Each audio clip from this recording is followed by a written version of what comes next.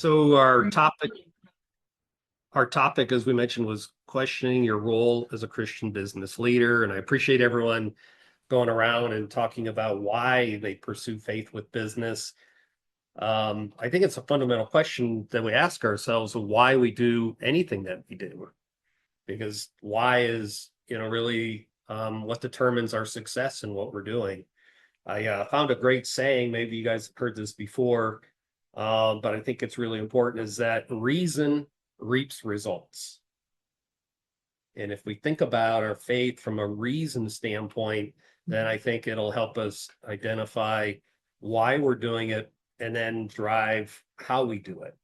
And how we do it then will reap results, which is why it's so important.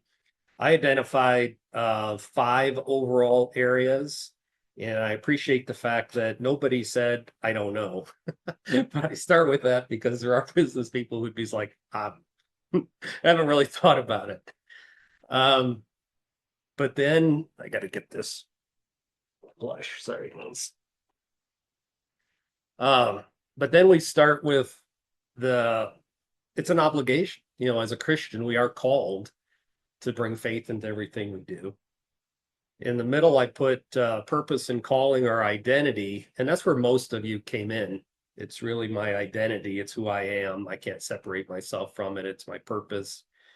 I put down one that maybe not stand on its own, but it fits with those, is that one reason that we integrate faith with business is because it improves both. And then the fifth reason is that, and one person brought this up, is because I get to. It's my honor. It's a privilege to be able to do so.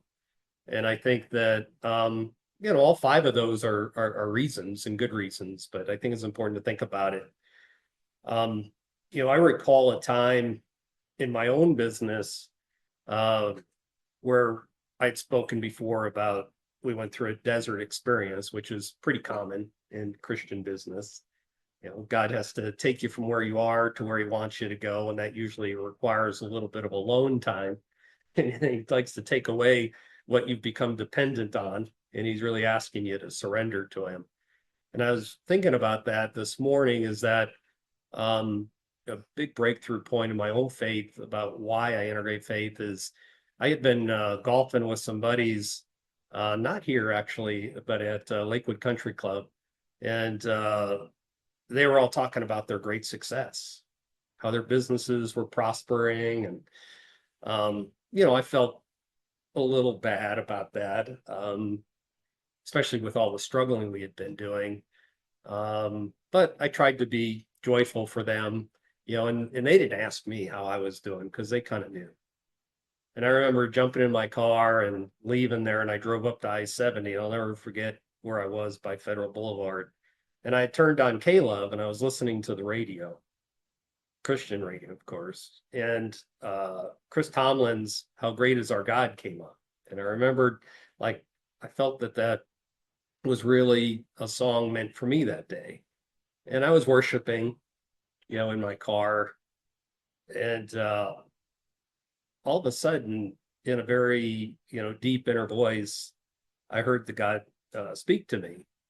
And he said, of course, I wish to bless you.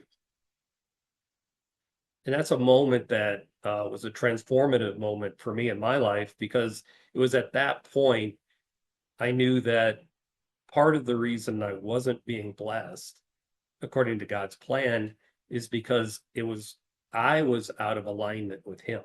Not that he didn't love me, because I knew he loved me at that point deeply.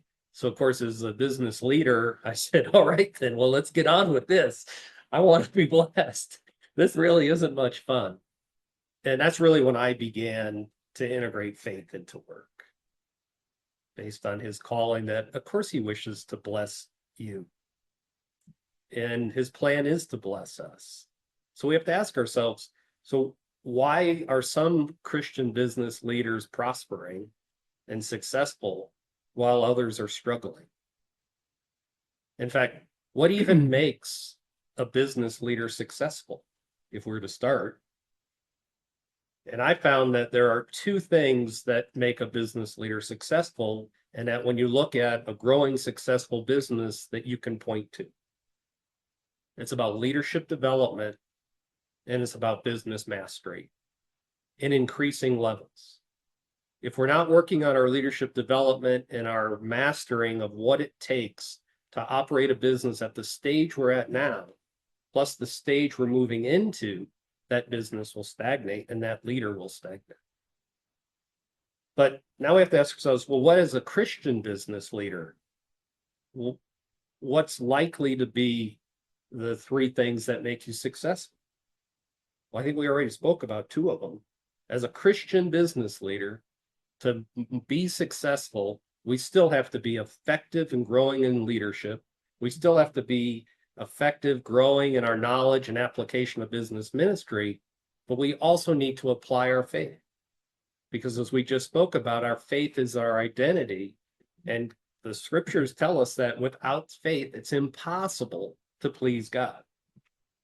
So some of the responses that it's an obligation is true. It's impossible to please God without it.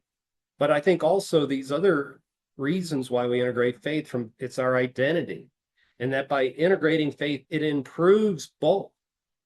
There's nothing wrong with doing God's way and having it improve our life and our business and improve others. And lastly, it's the greatest honor that we could possibly have. It's the joy of our life that we get to bring faith into business. So let me show you a diagram that I came up with that I think will help illustrate this. So if we think about it from an integrating faith with business standpoint, we need a diagram. You can't just talk about words. So to me, as I pursue the godly business track, I have a spiritual growth, and spiritual growth comes from faith on the left-hand side. And on the right-hand side, we just talked about business mastery. But really what we need is leadership development, and not just business mastery, but also in spiritual growth, to integrate them together. And so that's one of the unique things that a Christian business leader does separate than a business leader, is that we both integrate leadership into business mastery, but we are uniquely called to bring leadership into spiritual growth for ourselves and for others.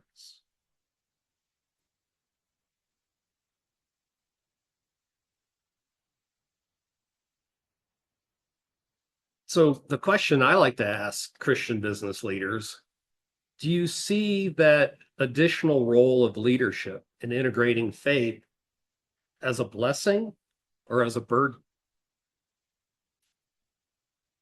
I have to tell you, some people I talk to consider it, even if they don't express it explicitly, as a burden, because I'm already so busy doing what I have to do.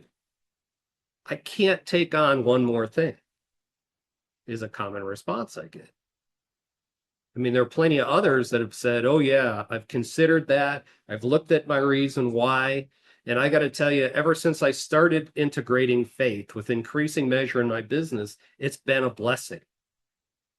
It's worth the effort, the additional effort. And I believe that the Christian business leaders on this call fall into that category. It's a blessing. It is not a burden to integrate faith into our business. Can you expand on integrating faith into a business? Because needless to say, today, employees would, really react to that. So what are we talking about, integrating faith? So are you talking I have about your action? So actually it's coming up into what do we need as Christian business leaders in order to integrate faith? It's a really good question. That's a really good question. What do we need? Yeah. I mean, our actions. Yeah, let's wait to get into that, because I think I might have an answer to that. Okay. So one of the ways that it's a blessing, and I don't know if you've really thought about this, is that it opens the door to God's more, capital M. God has so much more for us, and he has so much more for those we lead. Last month, we talked about the Christian value proposition. And that value proposition that Jesus brought is the most valuable value proposition that has ever existed. And we, through our identity and through this privilege we have to serve him, get the opportunity, we get to bring that Christian value proposition to experience more. That it's a benefit not just to the business, but to our faith. And it's a benefit to the kingdom that we do this.